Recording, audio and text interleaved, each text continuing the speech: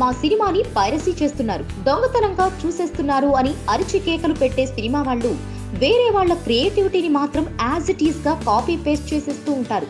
మరీ ముఖ్యంగా music directors గురించి అయితే చెప్పనవసరం లేదు. తొలి ప్రేమ, ఛత్రపతి, బిజినెస్ మెన్ లాంటి సినిమాల సక్సెస్ కి ఆ సినిమాలో ఉన్న సాంగ్స్, బ్యాక్గ్రౌండ్ స్కోర్ కూడా చాలా వరకు కారణం. కానీ మణి శర్మ, కీరవాణి, తమన్ లాంటి అగ్రశ్రేణి సంగీత దర్శకుల క్రియేటివిటీ అని చెప్పి తెలుగు ప్రేక్షకుల ముందుకు వచ్చిన ఆ అవుట్పుట్ మొత్తం కూడా వాళ్ళ ఒరిజినల్ కాదని కాపీ కొట్టేశారని తెలిసిన తెలుగు సినిమా లవర్స్ అందరూ షాక్ అయ్యారు.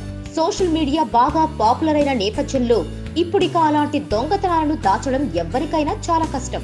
అయినప్పటికీ మన సినిమా వాళ్ళు మాత్రం ఏమాత్రం తగ్గడం లేదు.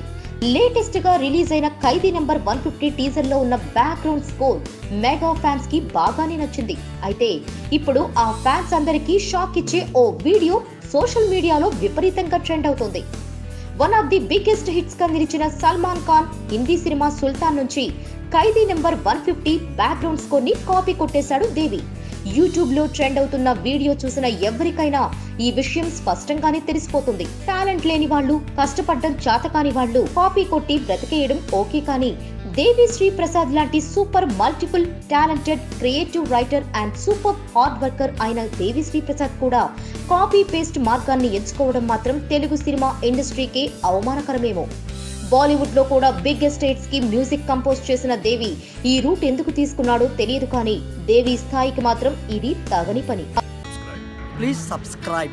Hi, it's me Purna. Please subscribe.